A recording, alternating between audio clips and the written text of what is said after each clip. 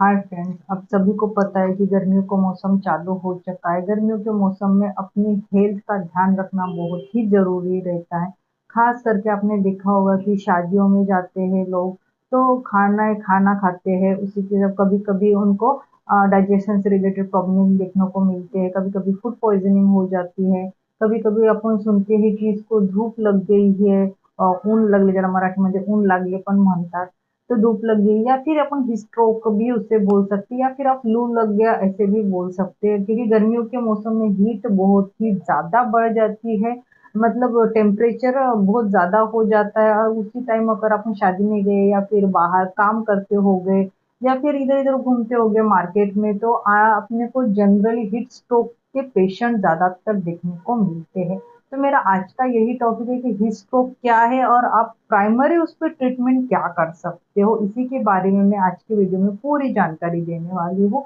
First time अगर आप मेरा चैनल देख रहे हो तो प्लीज मेरे चैनल को सब्सक्राइब कीजिए, और वीडियो अच्छा लगा तो लाइक और शेयर भी कीजिए। हीट स्ट्रोक के पेशेंट आमतौर पर देखने को मिलते हैं। और मैं एक बात बोलती हूँ, जनरली जो छोटे बच्चे हैं या जो बुजुर्ग लोग हैं ना, वो ज्यादातर घर में ही रहे, क्योंकि हीट बहुत ही ज्यादा बढ़ चुकी है। और छोटे बच्चे और बुजुर्ग लोग जो रहते हैं उनकी इम्यूनिटी थोड़ी कम रहती है। 11-12 के बाद कभी भी बाहर ना जाए, शाम तक, शाम होने के बाद आप डेफिनेटली बाहर जा सकते हो, क्योंकि इम्यूनिटी कम हो जाती है, इम्यूनिटी कम रहती है। ऊपर से तेज धूप रहती है तो बॉडी डिहाइड्रेट हो जाती है, जिसके कारण वो हीट स्ट्रोक का शिकार बन सकते हैं। तो चलो जानते हैं, हमारे बॉडी का एक टेम्परेचर रहता है। अपने बॉडी का नॉर्मली इंटरनल टेम्परेचर रहता है 37 सेल्सियस या फिर 98.4 फ़ारेनहाइट जिसे अपन बोलते हैं। ये अपने बॉडी का इंटरनल टेम्परेचर रहता है। ये टेम्परेचर अपनी बॉडी मतलब मेंटेन करके रखती है। ये टेम्परेचर अपने बॉडी में रहना बहुत ही जरूरी रहता है, क्योंकि ये बॉडी का टेम्परेचर बढ़ गया या कम हो गया तो अपनी हेल्थ के इशू हो सकते हैं। जो 98.4 फ़ारेनहाइट जो टेम्परेचर है, कभी-कभी ये टेम्परेचर 100 क्रॉस कर जाता है, 102, 103 हो जाता है, तो तब हम इसको बुखार या फीवर आना भी कहते हैं। जब यही इंटरनल टेम्परेचर कम हो जाता है, जैसे 94, 95 हो, तो हम इसे हाइपोथर्मिया भी कह सकते हैं। मतलब टेम्परेचर बढ़ा होगा तभी भी प्रॉब्लम है, और टेम्परेचर बॉडी का कम हुआ तभी भी प्रॉब्लम हो सकते हैं। जो बॉडी का टेम्परेचर है, ये टेम्परेचर नॉर्मल रेंज में रहना बहुत ही जरूरी रहता है, क्योंकि ये टेम्परेचर ही अपनी पूरे बॉडी की जो फंक्शंस रहते हैं, जो कार्य रहते हैं, इसको पूरा करने में डेफिनेटली ये मदद करते हैं। तो हीट स्ट्रोक में क्या होता है, जनरली ध्यान से सुनना है। जब भी अपन ज्यादातर बाहर काम करते हैं या फिर अपने आजू बाजू का सराउंडिंग ज्यादा गर्म होता है, कि गर्मियों के मौसम में 11 बजे से 5 के आसपास तो वो धूप जो रहती है ना, ये बहुत ही ज्यादा तेज रहती है, 4-5 बजे तक। तो उस टाइम अगर आप बाहर जाते हो, आपकी इम्यूनिटी कम है, आपने बहुत ही टाइट कपड़े पहने हैं, विदाउट प्रिकॉशंस आप गए हो, और जनरली शादियों के मौसम में अगर आप शादी में गए हो, तो जनरली अपने को ध्यान में आता है कि हीट बहुत ही ज्यादा बढ़ चुकी है, तो बहुत जन आने के बाद क्या बोलते हैं कि मुझे धूप लग गई है, जिसे अपन लू भी कह सकते हैं और हीट स्ट्रोक भी कह सकते हैं। तो हीट स्ट्रोक में क्या होता है, अपने सराउंडिंग का टेम्परेचर अपने इंटरनल टेम्परेचर से ज्यादा रहता है। तो ये ज्यादा वातावरण में अपन अगर ज्यादा टाइम बाहर रहे या धूप में रहे, तो इंटरनल टेम्परेचर है ये बढ़ जाता है। इंटरनल टेम्परेचर बढ़ने के कारण बॉडी अपनी वो सहन नहीं कर पाती है। हीट स्ट्रोक में क्या होता है, आपका जो इंटरनल टेम्परेचर है, जो रेगुलर टेम्परेचर है, उससे मतलब उससे ज्यादा टेम्परेचर बॉडी में बढ़ जाना, 104 हो जाना, 105 हो जाना। तो इस टाइम क्या होता है, अपन धूप में रहते हैं तो अपनी जो इलेक्ट्रोलाइट है ये कम हो जाती है, यानी अपनी बॉडी डिहाइड्रेट हो जाती है, अपने बॉडी का पानी ये कम हो जाता है। ऊपर से अपन पानी भी कम पी रहे हैं, बहुत ज्यादा स्वेटिंग हो जाती है, जिसके कारण आपके इलेक्ट्रोलाइट बाहर निकल जाते हैं। बॉडी का टेम्परेचर बढ़ जाता है और बॉडी का जो पानी है ये कम हो जाता है। तो कभी कभी ऐसे टाइम आपको चक्कर भी आने, मतलब चक्कर चक्कर भी आ जाती है। तो हीट स्ट्रोक यानी कि अपना बॉडी का टेम्परेचर, इंटरनल टेम्परेचर बहुत ही ज्यादा बढ़ जाना, 104, 105 तक चले जाना। और हीट स्ट्रोक में क्या रहता है, जनरली जब भी आपका टेम्परेचर बढ़ता है ना, तो आपको बेचैनी रहती है, आपको बहुत ही ज्यादा पसीना मतलब शुरुआती में पसीना आ जाता है, आपका मतलब क्या अनकॉन्शियस के जैसे, मतलब कि क्या करना चाहिए क्या नहीं करना चाहिए कुछ समझ में नहीं आता है। आपको नौशिया हो जाता है, कभी कभी वोमिटिंग भी होती है, हेडेक होता है, सांस फूलने लगती है आपकी, जो जैसे आप सांस लेने लगते हो आपको बहुत ही ज्यादा प्यास लग जाती है, वो टेम्परेचर बढ़ने के कारण आपकी जो स्किन जो रहती है ये बहुत ही ज्यादा गर्म हो जाती है, वो मतलब हाथ भी लगाया तो गर्म लगती है, उसमें रेडिश रेड मतलब स्किन जो है इसका कलर जो ये चेंज हो जाता है, लाल लाल दिखने को चालू हो जाता है। उसी के साथ हीट स्ट्रोक का सिम्टम में सबसे बढ़िया सिम्टम या इम्पोर्टेंट सिम्टम कहा गया है कि आपको स्वेटिंग नहीं होती है।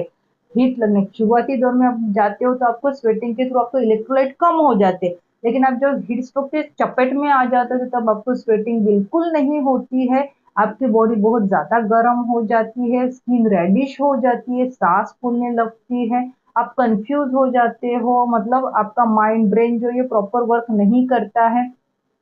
आपको प्यास बहुत ही ज़्यादा लगती है, उसी के साथ आपको धुंधला-धुंधला दिखाई देने लगता है और आपको चक्कर आके आप नीचे भी गिर सकते हो। तो ये हो गया हीट स्ट्रोक के सिम्पटम और हीट स्ट्रोक। तो हीट स्ट्रोक मतलब जनरली अगर आपको कभी ऐसा लगता हो कि अपने को ये सिम्पटम मतलब कुछ ना कुछ महसूस होता है, अगर आप तेज धूप में जाते हो तो फटक से आपको थोड़ा-सा प्रिकॉशन के तौर पे छाँव में आके खड़ा होना देना चाहिए या फिर किसी को आवाज़ देनी चाहिए। अगर बाय चांस अगर आप रास्ते पे जा रहे हो और किसी को ऐसा दिखा आपको रोड पे कि नहीं कोई तो भी गिर रहा है, मतलब चक्कर आके गिर रहा है, तो आपको ध्यान देना चाहिए कि उसको एज अ प्रिवेशन के तौर पे या फर्स्ट ट्रीटमेंट के तौर पे आपको क्या करना चाहिए हीट स्ट्रोक के पेशेंट के लिए। जब भी आपको लगा कोई मतलब बच्चा बुजुर्ग या लेडीज कोई भी रहे, वो धूप की वजह से नीचे गिर रहा है या चक्कर आ रही है, उनको बहुत ज्यादा